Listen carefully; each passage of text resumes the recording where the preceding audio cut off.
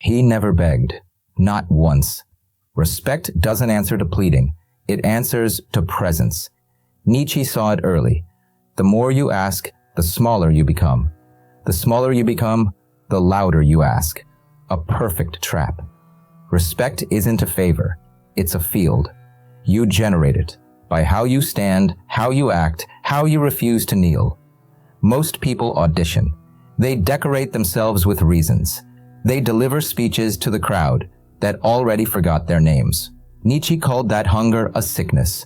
The last man craving gentle approval, safe applause, painless belonging. Not you, not here. Respect is taken, not given. And this is where it flips. When you stop needing it, you start radiating it. When you stop explaining, the room starts listening. When you stop chasing, gravity forms around you. That's the brutal rule. We won't whisper it, we'll live it. What happens when you beg? You present your worth as a petition. You say, please validate me. You admit dependence on an audience whose moods change with the weather. Nietzsche called this the sickness of modern man, the last man, the comfortable creature who avoids risk, avoids solitude, avoids judgment, and survives on the sugar of approval. He smiles for the herd. He bows to the herd. He is fed by the herd, and then wonders why the herd never fears him, never follows him, never remembers him. His tragedy is simple. He wants respect as a gift, not as a consequence. Nietzsche's rule is brutal because it leaves no back door. If you need respect, you cannot command it. If you stop needing it, you begin to radiate it. He is not telling you to become cruel. He is telling you to become sovereign. He is not telling you to shout louder. He is telling you to stand so still that other people's noise sounds childish in comparison. Respect in his world is the echo that returns when a person stops apologizing for existing. Watch how it plays out in every room. One person explains, qualifies, softens, asks for permission to make a point. Another person states the point as if reality itself is the permission. Who do you respect? Not the one who performs worthiness like a talent show. Respect gathers around the one who moves like a fact. Facts don't beg, they simply are. Nietzsche hated the slavery of approval because it corrodes the will. A will addicted to applause cannot create. It can only imitate what is already approved. And imitation is the currency of the weak. Creation, on the other hand, new values, new forms, new standards, demands the courage to offend yesterday. It demands the stomach to be alone today so that tomorrow has something stronger to stand on. You cannot invent if you are busy auditioning. You cannot lead if you are busy asking to lead. You cannot command respect while confessing that you need it to breathe. But what exactly creates the gravity of respect? Power, yes, but not the cheap version measured by followers or noise. Nietzsche's power is inner voltage. It's the will to power rightly aimed, the capacity to shape yourself, to set your law, to wrestle your instincts until they obey a vision higher than comfort. It's not about crushing others. It's about refusing to be crushed by your own softness. People respect the one who is master, even if the only subject he rules is himself. Consider the way he writes about values. Most people inherit their values like hand-me-downs. Be nice. Be agreeable. Be humble, the way a doormat is humble. Nietzsche says, no. If values are chains put on you by a crowd that fears your strength, you must melt them down and smith your own. Not to become lawless, but to become the law for which you are responsible. The one who has forged his code does not ask for respect. He embodies a rhythm that makes gossip irrelevant. People sense when a person has built himself. They may disagree with him, but they do not dismiss him. Every culture proves this with its heroes. The self-crowned emperor, the scientist who publishes what the academy hates and then makes the academy obsolete, the artist who refuses the safe formula and breaks the form so cleanly that a new era walks in. None of them wrote think pieces demanding respect. They were too busy becoming the kind of force that reorders the room. Respect is the dust trail their movement leaves behind. And yet, hear the warning. This path is expensive. The herd gives its approval quickly to those who flatter it. The builder of new values is paid in silence, then in scorn, then in late honor, if honor comes at all. Nietzsche knew this cost in his bones. He wrote for a future that would not pity him. He wrote for the strong who had not yet been born. He wrote as a man who would rather be ignored than be owned. That steel is the beginning of respect. Prefer solitude to cheap belonging. Let's drag this into the present. Social media has turned 1 billion people into public beggars. Look at me, rate me, share me, respect me because I said I'm respectable. But the algorithm only trains your nervous system to chase micro applause. It does not build the spine that commands macro respect. Nietzsche would say, if the crowd can give it to you in a minute, it can take it from you in a minute. Trade your appetite for metrics for a hunger to build mastery. Numbers are not respect. Presence is. Presence is what happens when your actions and your standards align so tightly that your words are only confirmations. Presence arrives when you can leave a room without leaving the frame you set.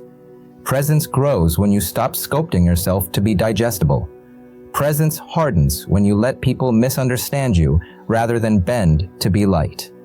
The person with presence is not louder. He is less available to be moved by cheap gravity. Where does this begin? With refusal. Stop explaining yourself to those who are committed to not hearing you. Stop apologizing for standards that make fragile people uncomfortable. Stop negotiating the non-negotiable. The man who publicly barters his core terms does not gain respect. He auctions it. You want to be respected? Learn the sentence that ends the conversation. This is my line. Then hold the silence that proves it. But refusal alone is not enough. A wall without a city is just a lonely rock. Nietzsche demands creation. Build. Produce. Strength is not a posture, it is output. Become so competent that argument turns into imitation. Become so precise that your industry takes your name as a verb. Become so disciplined that your routine terrifies those who depend on moods to move. Respect follows proof, and the only proof that matters is reality bent to your will in visible ways. This is where many fall into the counterfeit. They confuse arrogance with strength, cruelty with sovereignty. Nietzsche is not licensed for tantrums. He is a summons to self-overcoming. He despises resentment, the sour emotion of the powerless who can only sneer at what they cannot create. Watch resentment online, endless criticism without craft, endless moral posing without skin in the game. The resentful demand respect by attacking those who have it. The strong ignore the theater and keep building. That too is respect. The silence of a man too busy for small wars. Respect is also tining. The weak cannot wait. They rush to be seen. The strong can disappear to concentrate their force. Withdrawal is not retreat when it increases voltage. Go off grid to raise your ceiling. Vanish to level up your craft. The crowd respects the person who returns with something undeniable. Disappear with no upgrade, and you were just absent. Disappear and come back dangerous. That's strategy. And what of humility? Nietzsche's humility is not meekness, it is accuracy. Know your limits so you can break them. The craftsman who admits what he doesn't yet know becomes terrifying when he learns it. The leader who accepts the weight of consequence stands straighter when he decides. Humility in this register doesn't beg for respect. It earns it by refusing self-deception. The man who is honest with himself becomes impossible to manipulate. You want a practical test? Watch yourself in conflict. Do you race to defend your honor? Do you flood the room with reasons? That is hunger. That is need. Nietzsche would have you practice the opposite. State one clear sentence and stop. Let silence show whether your standard stands without applause. The person who can bear being misunderstood without panic has already seized a kind of respect that explanations cannot buy. Another test. Walk away. The weak think winning is staying to the bitter end of every argument, every room, every relationship. The strong know that respect multiplies when you leave where you are not valued. Walking away is not drama when it is policy. It is a sentence and a turned back. The door clicks. The echo teaches the lesson. People learn faster from absence than from lectures. Here is the paradox you must swallow whole. To command respect, you must build a life that is valuable even without it. Read that again. If your value vanishes when others withhold their praise, you never had value. If your value grows in the dark, when no one is watching, when no one is clapping, then respect, when it arrives, is simply the world catching up to the truth you already live. Nietzsche calls you to make peace with being feared, not because fear is the goal, but because many will fear what they cannot classify or control. If you need everyone to be comfortable around you, you will shrink to fit their comfort. Better to be the figure who forces the room to adjust. Better to be the standard others must measure themselves against. Better to be the weather than the weather vane. And yes, there is a line between strength and tyranny. Where is it? Responsibility. Tyranny takes without paying the bill. Strength pays first, through discipline, through competence, through the bruises of trying. The tyrant demands respect with threats. The strong earn it with proof. If your presence produces order, growth, clarity, you are strong. If your presence produces fear for its own sake, you are small in a loud costume. So how do you start this transformation without turning into a caricature? Begin with one promise. I will stop asking for respect in words. Let your calendar, your body of work, your boundaries, your generosity with the worthy, and your indifference to the unworthy speak. Reduce your self-explanations by half this week, then by half again. Replace them with action that makes explanations unnecessary. A man whose outcomes defend him never needs to. Expect resistance.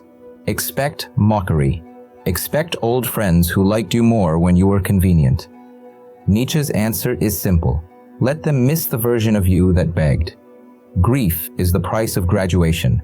As you move, a new circle appears, people who do not need you weak to feel strong.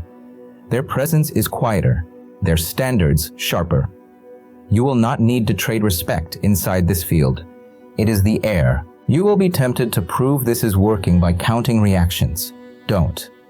You will be tempted to prove you are strong by announcing that you don't care. Don't. Silence is your proof. Work is your proof. Peace in your own chest is your proof. The day you realize you would live exactly this way, even if no one ever saluted again, that day, respect begins to follow like a shadow at noon. And here is the last turn before the blade bites. All of this is less about others than you think. When Nietzsche says never beg for respect, he is not merely teaching social strategy. He is aiming at the soul. Stop begging yourself. Stop asking your weaker habits to applaud the harder path.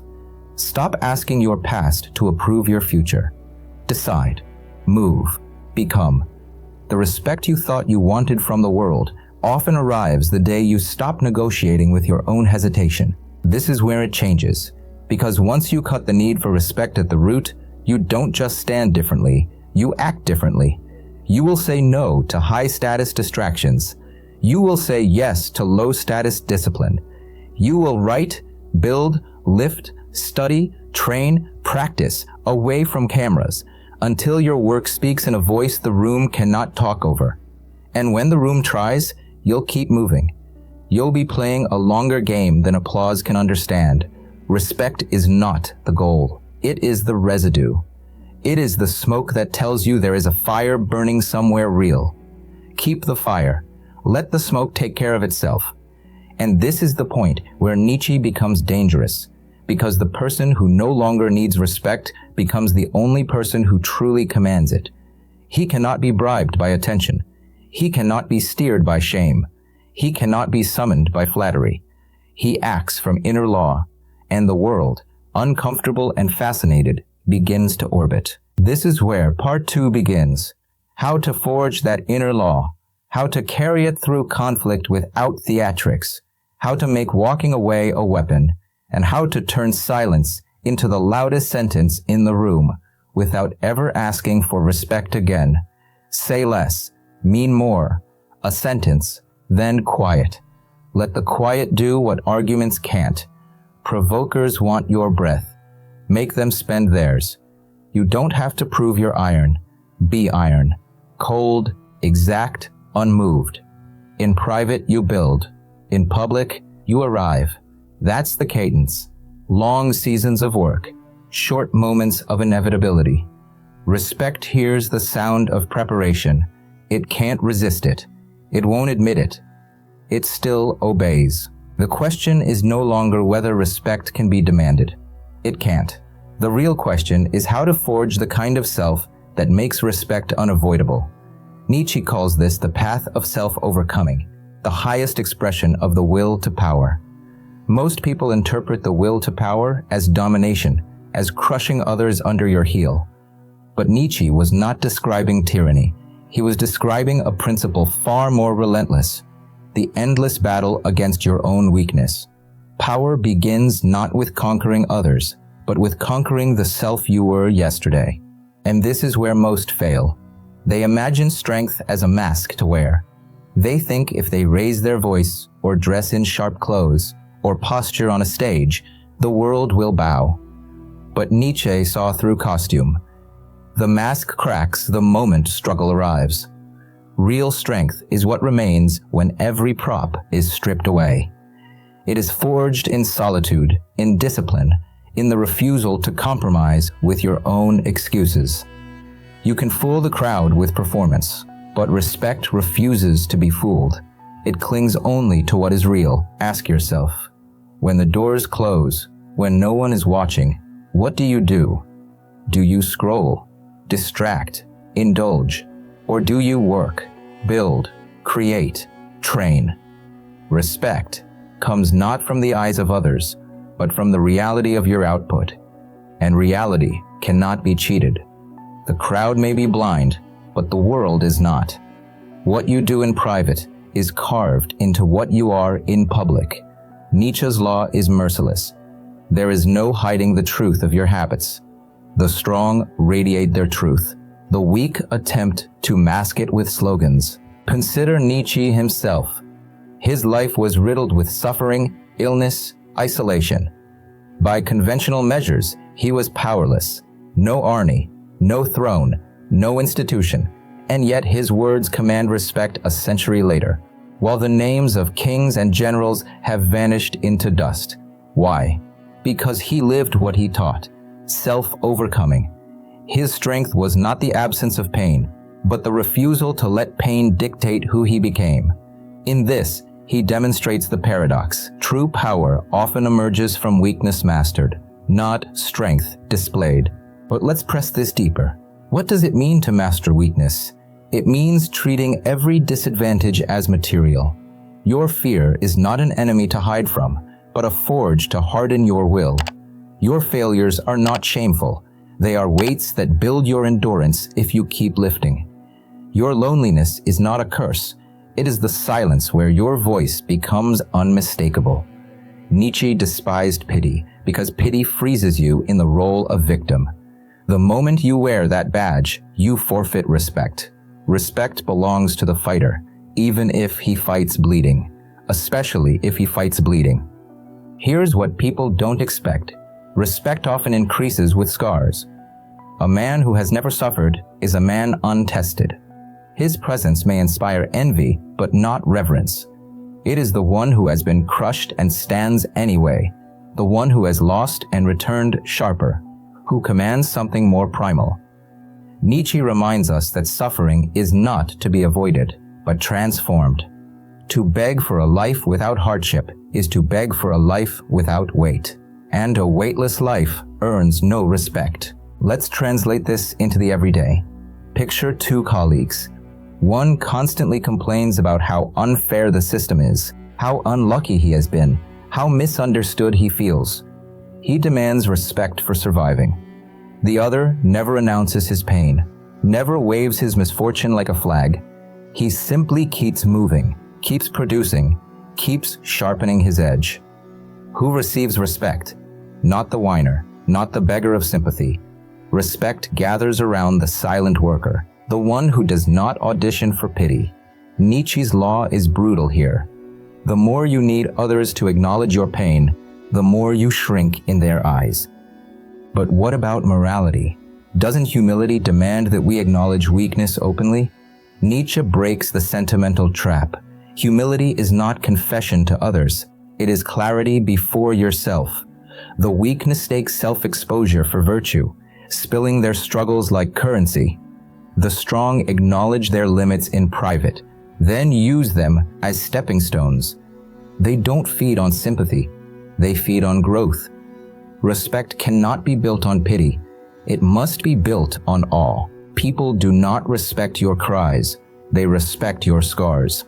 And this is where silence returns as a weapon. Silence is not emptiness. Silence is density. Most talk because they are desperate to prove they matter. The strong can stay quiet because they know they matter. Silence in conflict unnerves because it signals control. Silence after betrayal terrifies because it signals independence. Silence in the face of insult destroys because it shows immunity. Nietzsche's voice echoes here. The higher we soar, the smaller we appear to those who cannot fly. Silence is not absence. It is flight above the noise. So here's a test. Next time someone tries to provoke you, resist the urge to explain. Resist the hunger to prove. Say less, then nothing. Hold their gaze or walk away. Watch the respect crystallize in the gap where they expected begging. Respect thrives in the vacuum of unnecessary words. The crowd cannot resist gravity when you generate it, and gravity cannot be manufactured. It must be lived. But Nietzsche goes further. He does not want you merely respected. He wants you feared in the highest sense. Not terror, but the awe of encountering someone unshakable. Think of a mountain. Do you respect it? Or do you bow to it in awe because it does not care whether you climb or retreat? That is the aura Nietzsche demands you cultivate. Not the fragile respect of popularity, but the terrifying respect of inevitability. The mountain does not beg. It does not lower itself. It simply stands. The cost of this is solitude. Nietzsche warned, if you want to lead, if you want to create, if you want to be sovereign, you must be willing to walk alone. The herd cannot crown you. The herd can only trample you. You must crown yourself. Self-respect is the seed. Public respect is the harvest. And harvest is slow. If you cannot stomach being unseen, you will never be respected. Learn to burn quietly. Learn to sharpen in secret. The one who emerges from solitude with undeniable force does not need to ask for respect. He collects it like shadows collect around a flame. Think of the greatest builders of history. Marcus Aurelius, meditating while commanding an empire.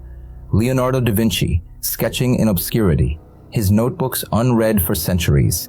Nietzsche himself, dismissed in his lifetime as a madman. Each bore solitude as the crucible. Each was laughed at by the herd. Each emerged beyond laughter. Respect comes late, but it comes with interest. The question is, can you endure the weight? And here is the final paradox. Respect does not matter. If you chase it, you will lose it. If you abandon it, you will radiate it. Nietzsche did not write for applause. He wrote for necessity. He wrote because his soul demanded it, even if no one listened. That is why, in the end, we still listen. Respect is a side effect of living without the need for it. So here is Nietzsche's brutal law of strength. Never beg. Not for respect, not for love, not for understanding. Create, endure, sharpen, refuse, stand. Become your own law, your own crown, your own gravity. Those who need respect will never command it. Those who refuse to need it will find it waiting like a shadow they cannot shake. Power doesn't ask permission. Dignity doesn't plead. Strength doesn't bow. If you need their respect, they own you. If you don't, you own yourself. So draw the line. Hold the silence. Walk away when the price is your spine. Stand like a fact. Act like a storm. Let the room adjust. Respect is the shadow of sovereignty. Stop chasing the shadow. Become the source. Never beg, ever